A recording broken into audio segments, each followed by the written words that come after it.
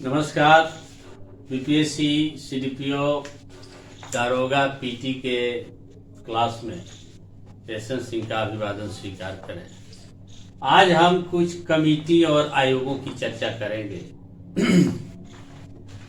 जैसे प्रशासनिक सुधार आयोग है, पहला, दूसरा सरकारी आयोग है, मदन मोहन पंछी आयोग, काका कालेकर आयोग, यानी पिछड़ा वर्ग से रिलेटेड बहुत सारे आयोग या इकोनॉमी से रिलेटेड कमिटियां या शिक्षा से रिलेटेड कमिटियां, इसका जिक्र करेंगे। सबसे पहले ये चर्चा करें कि हर क्षेत्र के लिए कमिटियां बनती रही हैं या आयोग बनते रहे हैं, चाहे पॉलिटी की बात हो, संविधान की बात हो, राज्य व्यवस्था से रिलेटेड अन्य कुछ मुद्दों के लेकर के हो, या इकोनॉमी से रिलेटेड हो, गरीबी बेरोजगारी से लेकर के काले धन से लेकर के बीमा, बैंकिंग, टैक्स या पर्यावरण से रिलेटेड भी कमिटियां बनती है, या शिक्षा से रिलेटेड कमिटियां या आयोग। तो सबसे पहले हम पॉलिटी से रिलेटेड कौन कौन से आयोग चर्चा में रहे हैं, कुछ बिहार के भी कुछ आयोग हैं, क्या है। तो सबसे पहले पॉलिटी की दृष्टि से अगर देखें तो केंद्र राज्य संबंध पर 2 कमेटी बनी थी, आयोग बने। वैसे कमेटियां भी बनी थी, राजा मनार कमेटी, लेकिन केंद्र राज्य संबंध पर जो चर्चित आयोग हैं वह है न्यायमूर्ति RN सरकारिया आयोग, जो 1983 में बना था और 1987 में अपनी रिपोर्ट में केंद्र और राज्यों के टकराव के बहुत सारे मुद्दों पर विचार किया था, जिसमें राज्यपाल का पद भी है, आर्टिकल 356 की बात है, उस सब पर अपना रिपोर्ट जारी किया था। उसी प्रकार आगे चल करके 2005-07 में न्यायमूर्ति मदन मोहन पंछी आयोग बना था, जिसने भी केंद्र संबंध पर कई रिपोर्टें दी। उसी प्रकार प्रशासन सुधार की दृष्टि से भी आयोग बने थे, जिसमें पहला बना था पहला प्रशासनिक सुधार आयोग मोरारजी देसाई की अध्यक्षता में, बाद में त्याग पत्र दिए तो हनुमंतैया उसके अध्यक्ष बने थे। तो प्रथम 1966 में बना था और 67 में रिपोर्ट दिया था। तो प्रथम प्रशासनिक सुधार आयोग ने ही अपनी सिफारिश में सबसे पहले लोकपाल की बात किया था, जो स्वीडन भ्रष्टाचार से पर कंट्रोल करने के लिए, और राज्य स्तर पर लोकायुक्त की बात किया था। बड़ी लंबा समय के बाद आखिर अंततः बना और मार्च 2019 में प्रथम लोकपाल बने पिनाकी चंद्र घोष। लेकिन एक यहाँ चीज हम चर्चा कर दें कि लोकपाल जो शब्द है ये स्वीडन के ओम्बुड्समैन का हिंदी नाम है, लेकिन स्वीडन के ओम्बुड्समैन का संक्षिप्त के रूप में लोकपाल शब्द का प्रयोग सबसे पहले कौन किया? तो सबसे पहले 1963 में एक संसदीय बहस में नेहरू के समय में ही लक्ष्मीमल सिंघवी ने पहली बार ओम्बुड्समैन का हिंदी रूपांतरण किया था और लोकपाल शब्द दिया था। बाद में प्रथम प्रशासनिक सुधार आयोग जो मोरारजी देसाई की अध्यक्षता वाली बनी, उसने भारत में केंद्र में लोकपाल और राज्य स्तर पर लोकायुक्त की बात किया। उसी प्रकार एक दूसरा प्रशासनिक सुधार डॉक्टर मनमोहन सिंह के काल में हुआ था, जब 2005 में वीरप्पा मोइली की अध्यक्षता में इसने भी कई रिपोर्ट जारी किया था, जिसमें एक महत्वपूर्ण था कि राष्ट्रीय न्यायिक नियुक्ति आयोग बने। तो इसका भी बहुत बड़ी कहानी है कि जिस प्रकार संसद ने उसको रद्द कर दिया था। उसी प्रकार काका कालेकर आयोग बना था, पिछड़ा वर्ग आयोग बना। तो सबसे पहले पिछड़ा वर्ग आयोग बना काका कालेकर आयोग 1953-55 में, और इसने भी पिछड़ों के लिए बहुत सारी सिफारिशें की थी। 1953 में बना, 1955 में उसने अपना रिपोर्ट दिया। इसके बाद आगे चलकर मोरारजी देसाई की सरकार ने 1978 में एक दूसरा पिछड़ा वर्ग आयोग जिसको जन अधिकार आयोग के नाम से जाना जाता है, लेकिन सबसे चर्चित नाम है बीपी मंडल आयोग, लेकिन मूल रूप से जन अधिकार आयोग के नाम से बना था 1978 में और रिपोर्ट दिया 1980 में। और मंडल आयोग ने ही सबसे पहले पिछड़ा वर्ग में एक ओबीसी शब्द दिया, यानी दलित और आदिवासी। दलित, एससी और एसटी के अतिरिक्त भी जो वर्ग है उसको उसने नाम दिया अदर बैकवर्ड क्लास। तो ओबीसी नाम सबसे पहले मंडल आयोग ने ही दिया था। बीपी मंडल बिहार के ही मधेपुरा जिले के थे, जो उस समय सांसद थे। उसके पहले बिहार के पिछड़ा वर्ग के मुख्यमंत्री थे, पिछड़ा वर्ग से रिलेटेड मुख्यमंत्री थे। बिहार के पहला पिछड़ा वर्ग के मुख्यमंत्री थे सतीश प्रसाद सिंह 1968 में, जो 5 दिन के लिए बने थे। और दूसरा पिछड़ा वर्ग के रिलेटेड व्यक्ति मुख्यमंत्री बनने वाले थे बीपी मंडल उनके बाद। तो बीपी मंडल आगे चल करके मंडल आयोग के अध्यक्ष बने थे और इसने 27% ओबीसी आरक्षण रोजगार और शिक्षा में देने की सिफारिश की। और ये 1993 में रोजगार में दिया गया 27% आरक्षण, और मनमोहन सिंह के समय में 2008 में शिक्षा में ओबीसी का आरक्षण दिया गया। जिस तरीके से मंडल कमीशन बना पिछड़ा वर्ग के लिए केंद्र के स्तर पर, उसी समय 1977 में बिहार के मुख्यमंत्री कर्पूरी ठाकुर ने एक मुंगेरी लाल आयोग बनाया, जिसने पिछड़ा वर्ग और अत्यंत पिछड़ा वर्ग का कंसेप्ट दिया और आरक्षण का दिया बात। और इसीलिए कर्पूरी ठाकुर को बिहार का सोशल इंजीनियरिंग का करने वाले पहला व्यक्ति माना जाता है। बिहार में सोशल इंजीनियरिंग करने वाले पहले मुख्यमंत्री कर्पूरी ठाकुर, और दूसरे मुख्यमंत्री तो नीतीश कुमार, जब उन्होंने दलित और महादलित 2 वर्गों में बांटा। उसी प्रकार पिछड़ा वर्ग के लिए एक कमेटी बनी थी,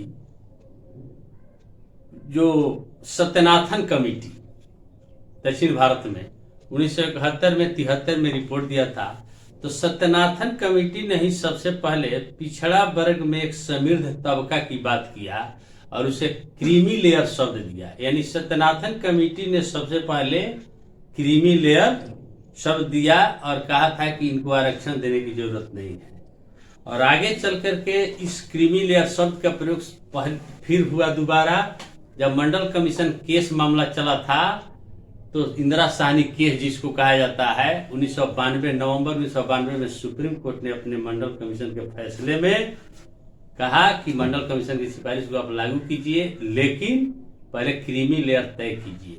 और इसीलिए क्रीमी लेयर की मापदंड तय करने के लिए पटना हाई कोर्ट के पूर्व न्यायाधीश रामनंदन प्रसाद की अध्यक्षता वाली कमेटी बनी, जिन्होंने कई मापांक बनाए, 7-8 मापांक बनाए, जिसमें शुरू में 1 लाख था वार्षिक आय, लेकिन अब 8 लाख कर दिया गया है ओबीसी का आर्थिक सीमा को।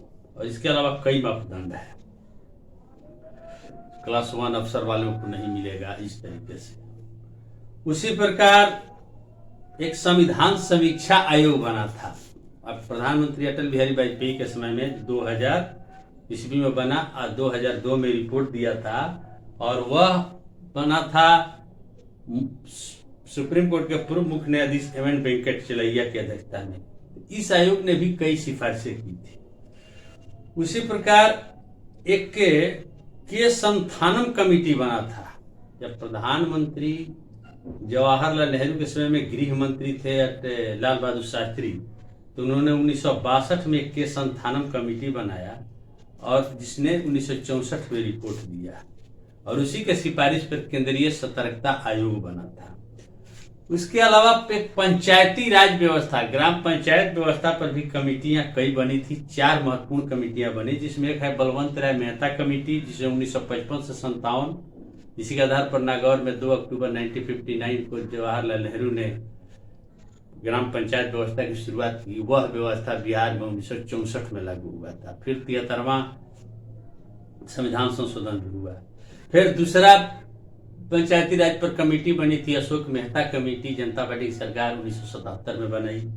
फिर एक GBK राव कमेटी बनी जो 1985 में बनी, और फिर चौथी कमेटी जो पंचायती राज पर बनी थी वह थी लक्ष्मीमल सिंघवी कमेटी 1986 में।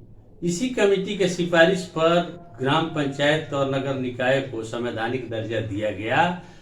5 वर्ष पर चुनाव हो गया, महिला आरक्षण की बात हुई। एक बार राजीव गांधी इसमें असफल हो गए थे देने में, और बाद में PV नरसिंह राव की सरकार ने दिसंबर 1992 में 73वां पंचायती राज व्यवस्था की संशोधन किया, और 73वां संविधान संशोधन के तहत पंचायत को संवैधानिक दर्जा दिया गया।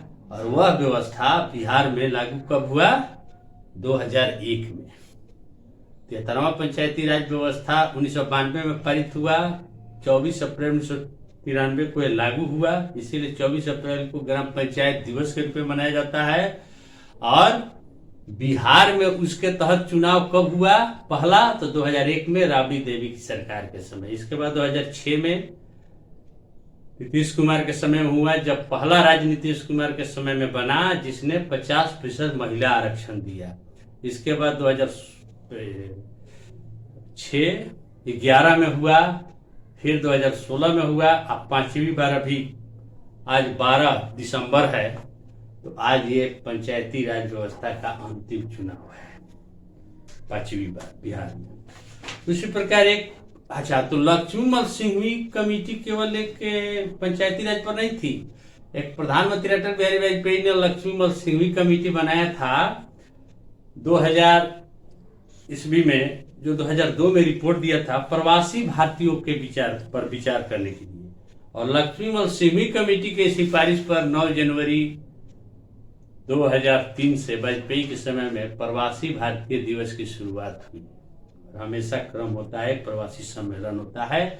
उन्होंने ही कहा था कि 9 जनवरी इसलिए प्रवासी भारतीय दिवस, क्योंकि 9 जनवरी 1915 को महात्मा गांधी दक्षिण अफ्रीका से भारत लौटे थे। उनसे बड़ा प्रवासी कौन हो सकता है। उसी प्रकार एक साथ चुनाव आजकल खूब चर्चा में रहा है हमेशा। तो एक साथ चुनाव की बात तो 1983 से ही हो रही है, लेकिन 2015 में EMS नशियापन संसदीय कमेटी ने एक साथ चुनाव पर अपनी सिफारिश की थी। उसी प्रकार राजनीति के अपराधीकरण, जब मुंबई बम कांड हुआ था 1993 में, तो उसी के आधार पर कि राजनीति और अपराधीकरण नौकरशाही का गठजोड़ है, और इसीलिए NN बोहरा कमेटी बनी थी 1993 में। उसी प्रकार मुस्लिमों के सामाजिक, आर्थिक, शैक्षणिक पिछड़ापन पर एक कमेटी बनी थी। दिल्ली हाई कोर्ट के पूर्व मुख्य न्यायाधीश रहे थे राजेंद्र सच्चर। तो राजेंद्र सच्चर की अध्यक्षता में 2005 में कमेटी बनी थी। 2006 में रिपोर्ट दिया था और कहा था कि मुस्लिमों को विशेष सुविधाएं सरकार विभिन्न सहायता के द्वारा प्रदान करें, लेकिन मुस्लिमों को आरक्षण नहीं दिया जाए। उन्होंने सिफारिश किया था। उसी प्रकार एक मलिमत कमेटी बनी थी 2003 में आपराधिक न्याय प्रणाली के सुधार के लिए। उसी प्रकार 1975 के आंतरिक आपातकाल में जितनी ज्यादतियां हुई थी उसकी जांच के लिए जनता पार्टी की सरकार ने एक न्यायमूर्ति JC शाह आयोग बनाया था, और उसी की सिफारिश पर बहुत सारी सिफारिशें की थी। उसी में उन्होंने कई नौकरशाहों को भी घेरे में लिया था और विशेष अदालत बनाने की सिफारिश की थी। और उसी समय जनता पार्टी की सरकार में गृह मंत्री रहे थे चरण सिंह, तो उन्होंने विशेष अदालतें बनाई थी इसकी जांच के लिए। लेकिन अब जैसा कि जानते हैं कि मोरारजी देसाई की सरकार गिर गई थी और चरण सिंह प्रधानमंत्री बने, और किसके सहयोग से? इंदिरा गांधी के सहयोग से। इंदिरा गांधी ने कहा कि हम आपको सपोर्ट करेंगे, लेकिन जैसे ही संसद में फ्लोर टेस्ट करने की बात थी 20 अगस्त 1979 को, तब तक 15 अगस्त 1979 को चरण सिंह ने तिरंगा फहरा लिया लाल किले से। लेकिन जैसे ही लोकसभा में विश्वास मत की बात आई तो इंदिरा गांधी ने उनसे एक शर्त रख दी कि जो JC शाह आयोग की सिफारिश पर जो विशेष अदालतें बनी है उसको पहले आप भंग कीजिएगा। अब धर्म संकट में पड़ गए चरण सिंह। वे सोचे कि हम ही गृह मंत्री थे जनता पार्टी की सरकार में, हम ही उसको विशेष अदालत बनाए हैं, आया वे फिर हम ही खत्म कर रहे हैं, ये ठीक नहीं होगा। और इसीलिए उन्होंने कहा कि संभव नहीं है, तो इंदिरा गांधी ने भी कहा कि हमको भी संभव नहीं है। और ऐसा कहा जाता है कि चरण सिंह की सरकार गिर गई, बिना लोकसभा गए। तो ये कहानी हुई थी। उसी प्रकार पुलिस सुधार पर भी कई आयोग और कमेटियां बनी थी, जिसमें सबसे महत्वपूर्ण आयोग बना था धर्मवीर आयोग। पहली बार पुलिस सुधार पर एक धर्मवीर आयोग बना 1978 में, जिसने उसी समय सिफारिश किया था कि एक नेशनल इंटेलिजेंस एजेंसी बने, यानी एनआईए बने। लेकिन आज तक एनआईए नहीं बना था। लेकिन 2008 में जब मुंबई कांड हुआ, 26/11 कांड, तब भारत सरकार ने 2008 में एनआईए बनाया और 1 जनवरी 2009 से एनआईए की शुरुआत हुई। उसी प्रकार रोबरे कमेटी बनी थी, सोली सोराब जी कमेटी बनी सुप्रीम कोर्ट के निर्देश पर। यह पुलिस सुधार पर कई कमेटी, एक पद्मनाभैया कमेटी बनी, इस पुलिस सुधार पर ही बनी थी। उसी प्रकार गुजरात दंगे गोधरा कांड 2002 की जांच के लिए एक न्यायमूर्ति जीटी नानावती आयोग बना तथा प्लस केटी शाह आयोग बना। लेकिन बाद में केटी शाह की मृत्यु हो गई, तो उनके स्थान पर अक्षय मेहता बनी, यानी जीटी नानावती और अक्षय मेहता आयोग बना। उसी प्रकार दिल्ली दंगे की जांच के लिए 2002 में अटल बिहारी वाजपेयी ने 1984 के दिल्ली दंगे की जांच के लिए जीटी नानावती आयोग, एक सदस्यीय, और गोधरा कांड वाला जीटी नानावती आयोग प्लस अक्षय मेहता आयोग। उसी प्रकार शिक्षा पर बनी कमेटियां, जिसमें डीएस कोठारी आयोग, जिसने 10+2+3 का दिया था कंसेप्ट, यशपाल कमेटी बनी, टीएस सुब्रमण्यम कमेटी बनी। लेकिन हाल के दिनों में एक कमेटी बनी थी जिसके आधार पर नई राष्ट्रीय शिक्षा नीति की घोषणा की गई है जुलाई 2020 में, जिसको लागू भी 22-23 में केंद्र सरकार सत्र में लागू करने वाला है। लेकिन पहला राज्य कर्नाटक इसको लागू कर दिया है। तो इस नई राष्ट्रीय शिक्षा नीति किस कमेटी की सिफारिश पर? तो के कस्तूरी रंगन कमेटी के सिफारिश पर 2019 में सिफारिश किया था, 5+3+3+3+4। उसी प्रकार बहुत सारी कमेटियां हैं, लेकिन कुछ इंपॉर्टेंट की बात करते हैं। उसी तरह एक नॉमिस पर है।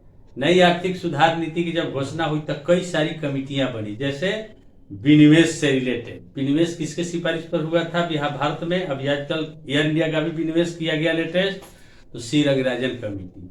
उसी प्रकार हवाई जहाज नागरिक उड्डयन विभाग को निजी क्षेत्र को छोड़ा गया, तो उसके लिए एक नरेश चंद्रा कमेटी बनी थी। उसी प्रकार गरीबी के लिए वाईके अलग कमेटी बनी थी पहली बार। तो वाईके अलग नहीं, 2100 और 2400 कैलोरी का कंसेप्ट दिया था। उसी प्रकार बना सुरेश तेंदुलकर कमेटी और सी रंगराजन कमेटी।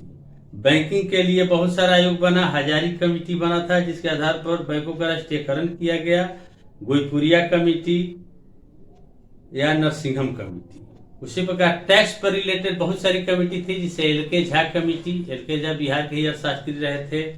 उसके बाद चलैया कमेटी बनी थी। उसके बाद विजय केलकर कमेटी बनी 2002 में, जिसी के सिफारिश पर आगे चलकर 16 वर्ष के बाद आप जानते हैं कि जीएसटी की सिफारिश उसी ने किया था।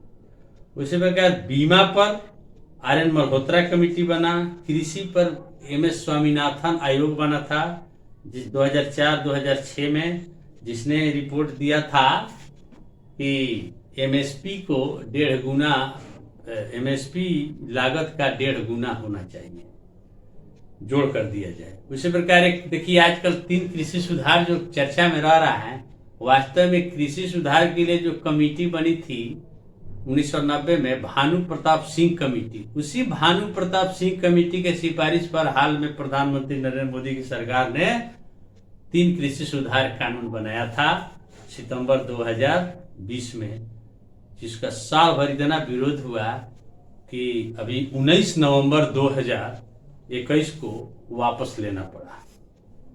इसी प्रकार काले धन और कर चोरी पर एक एन बांचू कमेटी बना था। उसी प्रकार बहुत सारी कमेटी और गए। राष्ट्रीय मानवाधिकार आयोग है, जिसके अध्यक्ष है न्यायमूर्ति अरुण मिश्रा। राज्य मानवाधिकार आयोग है, न्यायमूर्ति विनोद कुमार सिन्हा बिहार के। बिहार राज्य लोकायुक्त कौन है? तो श्याम किशोर शर्मा है। राज्य सूचना आयुक्त कौन है? तो एन.के. सिन्हा है। और राज्य निर्वाचन आयोग, जिनका आजकल नाम चल रहा है पंचायती राज व्यवस्था को लेकर के जो चुनाव हो रहा है, वो डॉक्टर दीपक प्रसाद है। उसी प्रकार एक केंद्रीय चुनाव आयोग होता है जिसका मुख्य चुनाव 3 सदस्यीय है। मुख्य चुनाव आयुक्त हैं सुशील चंद्रा, दूसरे हैं राजीव कुमार और तीसरे हैं अनूप चंद्र पांडे। लेकिन बिहार राज्य मुख्य निर्वाचन अधिकारी कौन है? तो HR श्रीनिवासन, जो केंद्रीय चुनाव आयोग का प्रतिनिधि हैं और बिहार में लोकसभा, विधानसभा वगैरह राष्ट्रपति का चुनाव कराते हैं। तो उस बहुत सारी कमिटी और आयोग की चर्चा हो सकती है, लेकिन जो कुछ एग्जामिनेशन पॉइंट ऑफ व्यू से जो चर्चा में है और जिसकी अक्सर पूछा जाता है जिसे, उसकी मैंने आज चर्चा किया। और BPSC PT वालों के लिए दोनों बात है, खुशी है, कभी गम भी है कि कम से कम टाइम बहुत मिल गया है और कंपटीशन टफ भी हो जाएगा।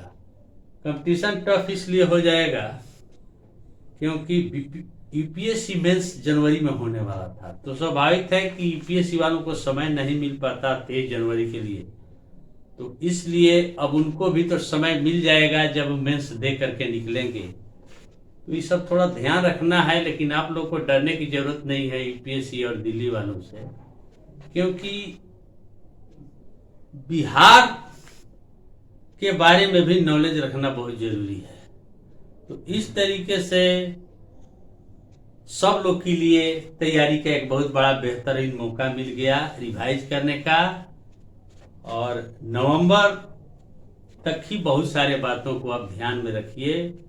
अधिक से अधिक दिसंबर को भी देख लेना होगा। और इसी शुभकामना के साथ कि बेहतर तैयारी कीजिए, दारोगा की भी एग्जाम दीजिए, 6 फरवरी को CDPO भी दीजिए, और तब तक BPSC एक घोषणा कर देगा, क्योंकि BPSC अजीब करता है, 20 दिन 25 दिन एक पहले भी घोषणा कर देगा और एग्जाम ले लेगा। इसी के साथ आज के क्लास का हम समापन करते हैं। नमस्कार।